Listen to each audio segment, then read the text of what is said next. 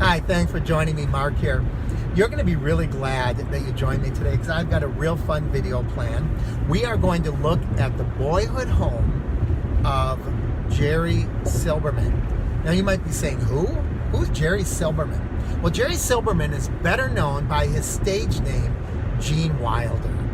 And I'm in Milwaukee, Wisconsin. We're going to go and visit Gene Wilder's boyhood home. We're going to look at his high school, where he really got his start in theater. And we're going to find out a little bit about Gene Wilder's life, both his early life and some of his career. And I think you're really going to enjoy it.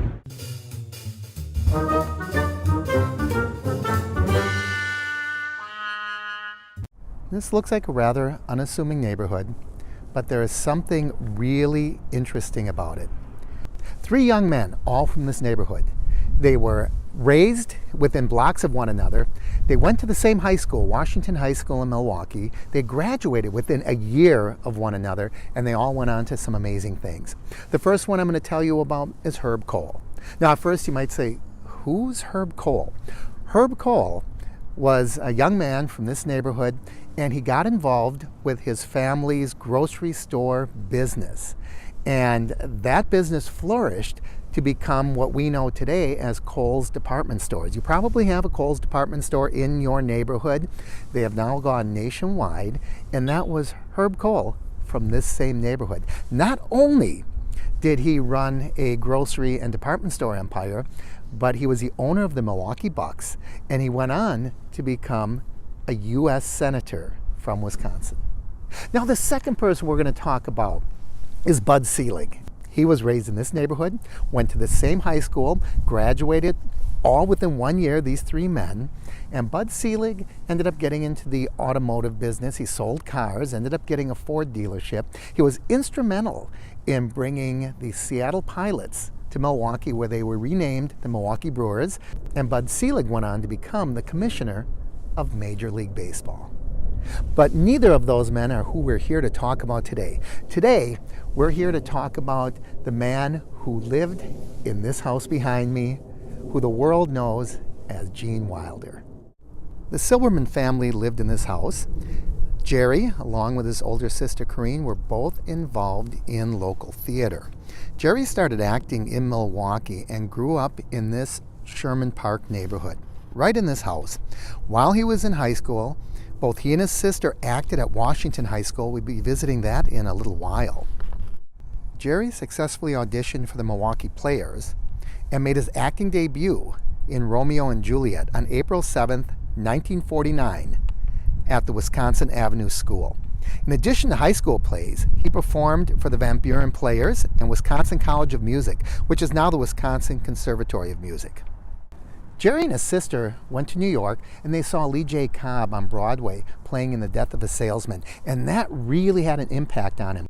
After he returned home, influenced by Lee J. Cobb, he and his classmates, Francis McCrory and Art Brooks, performed an abridged version of Death of a Salesman. And things came full circle. 17 years later, he got to perform on the acclaimed CBS version along with Lee J. Cobb. But how did he become Gene Wilder? Well, that's an interesting story. He got accepted into the acclaimed Actors Studio. And the day before his introduction, he got together with his sister and some friends, and they started brainstorming names. He figured even Bernard Schwartz became Tony Curtis, and he knew that if he was Jerry Silberman, he would never be able to break out of that. So he wanted to start out with a name that he thought would work better in theater, something that would look good on the movie marquees, right? So along with his sister Corinne, her husband, and a writer friend, David Selig Goodman, they went through names and names and names. And David started out with A and just went through names. Once they got to W and they got to Wilder, and he said, that hit. And a lot of it was because of the famous author, which Gene, or Jerry, really liked, Thornton Wilder, which interestingly enough is another Wisconsin boy. He was born in Madison, Wisconsin.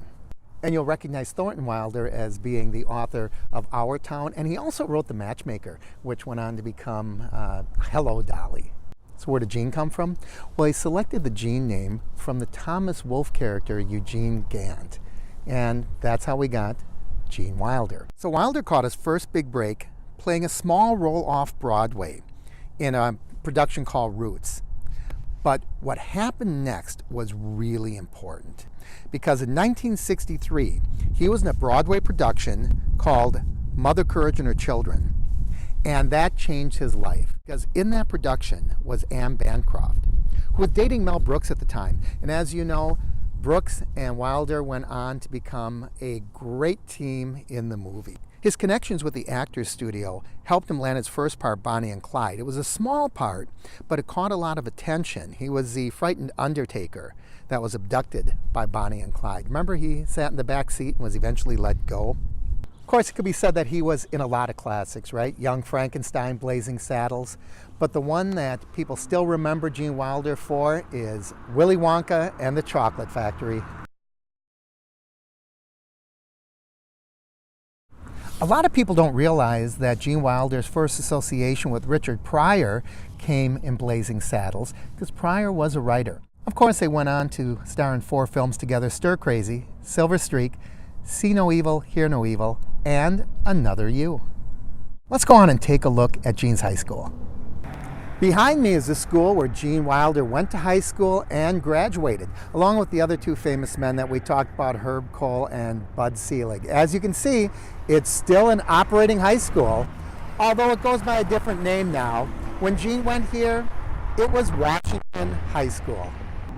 During his time at Washington, both Jerry and his sister Corinne acted in the high school plays. Jerry was vice president of the drama club, a member of the forensics club, and get this, a cafeteria monitor. Can you imagine the Waco Kid or Dr. Frankenstein being your cafeteria monitor? Along with his sister, he went to school at the University of Iowa, which had an acclaimed drama department. And after a stint in the Army, he moved on to Broadway. Although when we think of Gene Wilder, we think of things like Blazing Saddles, Young Frankenstein, and of course, Willy Wonka. But one of my favorite things was something that he did later in life. It was 2 made-for-TV movies that were made for the A&E network. In fact, I believe they were the first A&E production. And the first was called Murder in a Small Town, where he played a character named Cash Carter. Murder in a Small Town did quite well. So well, in fact, they were going to turn it into a series. I don't think a television series, but a series of movies. And as it worked out, they only made 1 other movie called The Lady in Question. And then for a number of reasons, they never made any more. If you ever get a chance to see either of them, really a great character and really some fun films. Gene died in August of 2016. And he doesn't have a gravesite that I know of because he was cremated. His remains are cremated. However, his mother died in the late 1950s, and she was buried right here in Milwaukee. So we're going to go and see if we can find his mother's gravesite.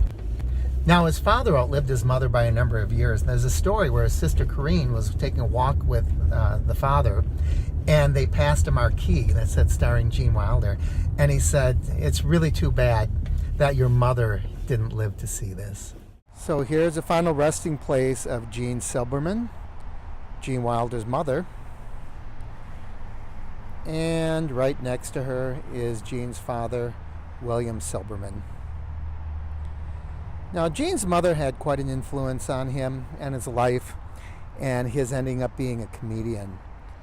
When Gene was young, his mother had some health conditions, and at one point, the doctor told Gene, or Jerry at the time, that he shouldn't upset his mother because it could kill her. So he started being very careful and watching himself around her, but he also started to try to find ways to make her laugh. And one time he said that he really was successful because he made her laugh so hard that she wet her pants. And another time, she thought that Gene was so funny that she asked him to entertain her friends. And he realized his repertoire wasn't very large because he couldn't think of anything to do. She asked him to do impersonations. So he said, "Here's my impersonation of a boy going to bed." And he turned around, left the room, and went to bed. Gene met his wife, or one of his wives, on the set of a movie, Hanky Panky, that he made in 1981. And I'm talking about Gilda Radner, the actress from Saturday Night Live. And the two became very close friends. And interestingly enough, this movie was supposed to star Richard Pryor, but due to, should I say, prior commitments and personal issues, Pryor couldn't make the film, so they rewrote it and recast it with Gilda. And as I said, they became close friends, eventually fell in love, got married in 1984, and tragically, soon after, Gilda was diagnosed with cancer, and she died in 1989. I think it's interesting that among all the comedians and actors that Gene Wilder had worked with and known throughout his life, he said the funniest person on stage and off was Dom DeLuise. He said Dom was even funnier than Mel Brooks.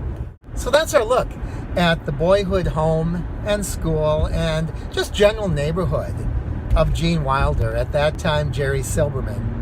So coming from Milwaukee, Wisconsin, I hope that you enjoyed this. It was sure fun making. I'm Mark with the Average Me channel.